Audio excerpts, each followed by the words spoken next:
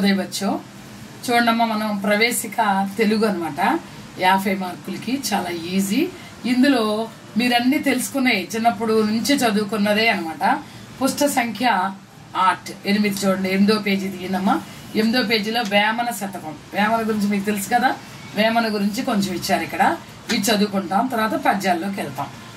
వేమన 15వ శతాబ్దంలో కొండవీటిలో జన్మించాడని, దేశ సంచారం చేస్తూ కదిరి దగ్గర కటారుపల్లె వద్ద సమాధిలో ప్రవేశించాడని పండితులు నిర్ధారించారు.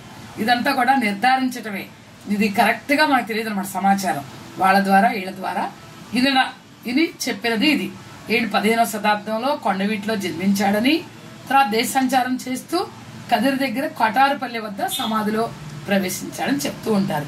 ఈయన జీవితానికి సంబంధించి అనేక కథలు ప్రచారమైనవి, చాలా కథలు ఉన్నాయి. వేమన మొదట మిక్కిలి భోగి అయి చర్మదశలో మహాయోగి అయినాడని అంటారు. కొంతమంది ఏమంటారంటే వేమన మొదట్లో చాలా భోగి, పెద్ద బాగా అంటే ధనవంతుడు, అన్ని రకాల సౌకర్యాలు అనుభవించిన వాడు, తర్వాత చివరి దశలో మహాయోగి అయ్యాడు అని కొంతమంది అంటారు.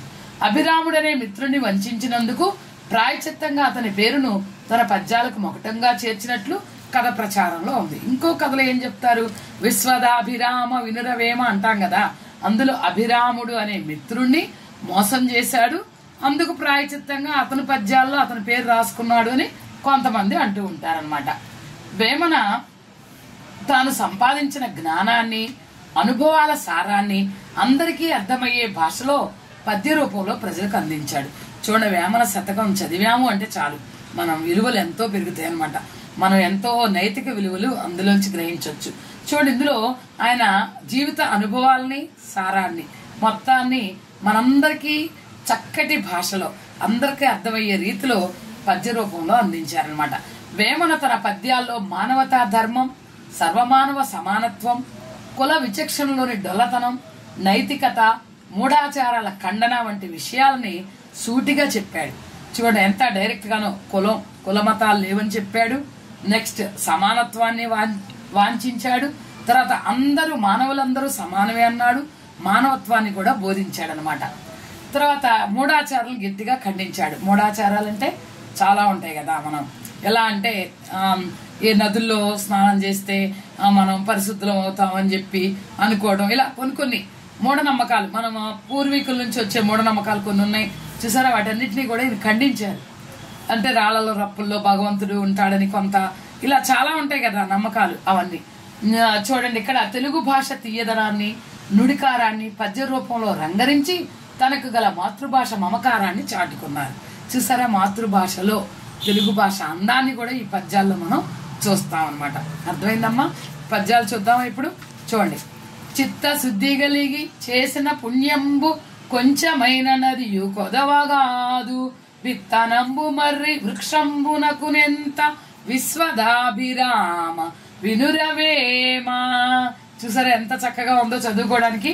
నిర్మలమైన మనసుతో చేసిన చిన్న పనైనా గాని మంచి ఫలితాన్ని ఇస్తుందంట. చాలా చిన్నదైన మర్రి విత్తనం చూసారు, చాలా చిన్నది, అది మహావృక్షంగా అవుతుందా అవుదా? అలాగే మనం మంచి మనసుతో చేసిన ఎంత చిన్నదైనా గాని అంత మహా ఫలితాన్ని ఇస్తుంది అని చెప్పి ఈ పద్యంలో వేమన చెప్పాడు.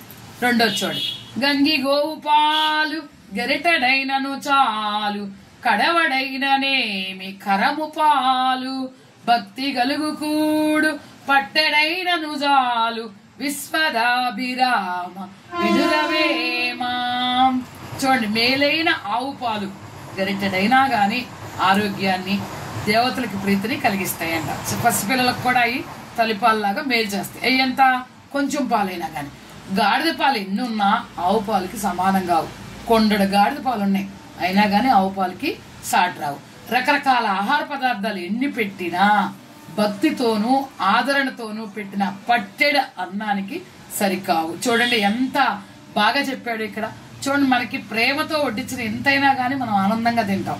అంతేకాకుండా వాళ్ళు చాలా బంగారు పళ్ళాల్లో మనకి ప్రేమ లేకుండా ఎన్నో రకాల ఐటమ్స్ అన్ని వడ్డించారు, అయినా కానీ మనం దాన్ని, అది చాలా గాడిద పాలతో సమానం అనమాట. ఇది గంగి గోపాలతో సమానం. చూసారు ఎంత బాగా ఉంది ఇది, అవునా? ఇందులో హిందీలో కూడా దోహే ఉందమ్మా, తర్వాత చెప్పుకుందాం. అల్పుడెప్పుడు బల్కు నాడంబరముగాను సజ్జనుండు బల్కు చల్లగాను కంచు మ్రోగునట్లు కనకంబు మ్రోగున విశ్వదాభిరామ వినురవేమా. చూడండి, అల్పబుద్ధి గలవాడు లేనిపోని గొప్పలు ఎక్కువగా చెప్పుకుంటూ మాట్లాడతాడు, బాగా డబ్బాలు కొట్టుకుంటా ఉంటాడు. సజ్జనుడు తన గొప్పతనానికి ప్రదర్శింపక అందరితో మృదుమధురంగా తక్కువగా మాట్లాడతాడు. లోకంలో విలువ తక్కువైన కంచు ఉంటుంది చూసారా, అది పెద్దగా మోగుద్ది. విలువ గల బంగారం ఉంటుంది చూసారా, తక్కువ సౌండ్ వస్తుంది. అంటే ఏంటి, ఎప్పుడు లేనిపోని మాటలు మనం చెప్పుకోకూడదు అనేది దీని యొక్క భావం. అలా చెప్పుకునే వాళ్ళు మూర్ఖులు. అర్థమైందమ్మా మీకు? కాబట్టి అల్పుడు ఎప్పుడు కూడా ఆడంబరంగానే పలుకుతాడు, సజ్జనుడు ఎప్పుడు కూడా చల్లగా పలుకుతాడని, చిన్నగా ఉంటాడని. అర్థమైందమ్మా ఇది మీరు? కాబట్టి గొప్పల తెప్పలన్నీ చెప్పుకోవద్దు, చక్కగా ఆనందంగా జీవించాలన్నమాట. వేరు పురుంగు చేరి వృక్షంబు జరుచును చీడ పురుగు చేరి చెట్టు జరచు గుత్సితుండు చేరి గుణవంతు జరచురా విశ్వరాభిరామ వినురవేమా. వేరుని నశింపజేయి పురుగు చేరి మొత్తం చెట్టుని నాశనం చేస్తాయి. వేరు గనక కొంచెం పురుగు పట్టిందా చెట్టు అంతా నాశనం అయిపోద్ది. ఆకులు తినేది చీడ పురుగు పట్టి మొక్కలు నాశనం చేస్తుంది. ఆ విధంగానే దుర్బుద్ధి గలవాడు గుణవంతుడు చేరాడు అంటే నాశనం చేసేస్తాడు. అంటే దుర్బుద్ధి గలవాడు చెడ్డవాడు మంచివాడితో స్నేహం చేశాడు అంటే ఈ మంచివాడిని కూడా ఎలాగైతే పురుగు నాశనం చేసేసిందో అలా నాశనం చేస్తాడు. కాబట్టి దుష్టులకి దూరంగా ఉండాలి అని చెప్పి వేమన చాలా చక్కగా వివరించాడు ఈ పద్యంలో. కోపమునను ఘనత కొంచెమైపోవును కోపమున మిగుల గోడుగల్గు కోపమడచనేని కోరికలీడేరు విశ్వదాభిరామ వినురవేమా. చూడండి, తన కోపమే తన శత్రువు అంటారు కదా.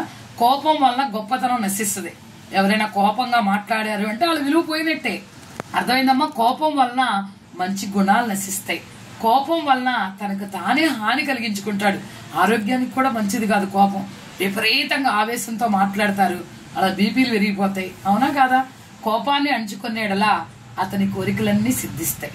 కాబట్టి మనం సహనంగా ఓర్పుగా ఉన్నాము అంటే మన కోరికలన్నీ తీరుతాయి. మనం కోపంగా ఉండి ఆవేశంగా ఉన్నాము అంటే మనకి అంతా చేటే కానీ మంచి జరగదు అని చెప్పి ఎంత బాగా చెప్పాడు ఈ పద్యంలో వేమన.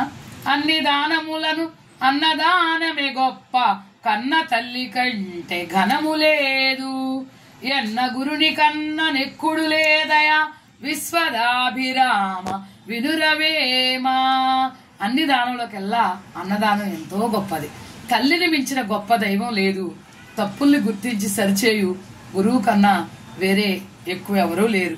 గురువు గారి గొప్పతనం, అమ్మ గొప్పతనం ఇందులో చెప్పడం జరిగింది. అంతేకాకుండా అన్నం పరబ్రహ్మ స్వరూపం కాబట్టి అన్నదానం కూడా గొప్పదే అని చెప్పి పద్యంలో వేమన ఎంత చక్కగానో వివరించాడు. తప్పులెన్నువారు తండోపతండంబులు ఉర్వి జన్ములకెల్ల ఉండు తప్పులెన్నువారు తమ తప్పులెరుగరు విశ్వదాభిరామ వినురవేమా. ఎదుటివారి తప్పులు లెక్కించే వాళ్ళు చాలా మంది ఉంటారు. ఎంతసేపు ఏలికి చూపిస్తారు చూసారా. ఒకేళ్ళు ఇలా ఎట్టి చూపించాం అనుకోండి, 3 ఏళ్ళు నీ సంగతి ఏంటో చూసుకోరా ముందంటే మన వైపు చూపిస్తాయి. కాబట్టి ఎప్పుడు కూడా ఇతరుల తప్పులు మనం ఎంచకూడదు. కానీ అందరిలో తప్పులు ఉంటాయి. అయితే ఎదుటివారిలో తప్పులు ఎన్నేవారు తమ తప్పులు కూడా గుర్తించరు. వాళ్ళు తప్పులు చేస్తూ ఉంటారు కానీ ఎప్పుడు ఇతరులు విమర్శిస్తూ ఉంటారు. అలా చేయకూడదు. మీ తప్పులు కూడా తెలుసుకొని ఉండాలి అని చెప్పి చాలా చక్కగా వివరించాడు ఈ పద్యంలో వేమన. ఇనుము విరిగనేని ఇనుమారు ముమ్మారు కాల్చి అతుకవచ్చు క్రమముగాను మనసు విరిగినేని మరి కూర్చవచ్చునా విశ్వదాభిరామ వినురవేమా. ఇనుము కమ్మిరిగింది అనుకో, 2 సార్లైనా 3 సార్లైనా దాన్ని అతికి సరి చేయొచ్చు. మళ్ళీ ఒక స్ట్రైట్ రాడ్ లాగా వచ్చేస్తుంది. ఒకసారి మనసు ఇరిగింది అనుకోండి, దాన్ని సరి చేయడం ఎవరి వల్ల కాదు. కాబట్టి పరుషంగా మాట్లాడి మనసు ఇరిగేటట్లుగా ఎవరు కూడా ప్రవర్తించకూడదు. చాలా చక్కగా మధురమైన మాటలు మాట్లాడాలి అని చెప్పి వేమన చాలా బాగా చెప్పాడు అనమాట. అనుగాని చోట అది కులమనరాదు కొంచెమైన నదియు కొదవగాదు కొండ అద్దమందు కొంచెమై ఉండదా విశ్వదాభిరామ వినురవేమా. మనది కాని ప్రదేశంలో గాని సందర్భంలో గాని మన గొప్పతనాన్ని ప్రదర్శింపకూడదు. మనం అంత గొప్ప ఇంత గొప్ప అని చెప్పుకోకూడదు.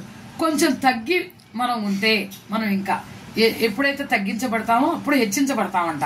ఇది బైబిల్లో కూడా ఒక సూక్తిలాగా ఉంది. కాబట్టి కొంచెం తగ్గి ప్రవర్తించినంత మాత్రాన మనం చిన్నతనం అయిపోదు, మన గొప్పతనం ఏమీ పోదు. కాబట్టి చూడండి, దానికి ఉదాహరణ ఏమని ఎంత బాగా చెప్పాడు. కొండ అనేది చాలా పెద్దగా ఉంటుంది కానీ అద్దంలో చాలా చిన్నగా కనిపిస్తుంది. అంత మాత్రాన కొండ గొప్పతనం తగ్గిపోద్దా?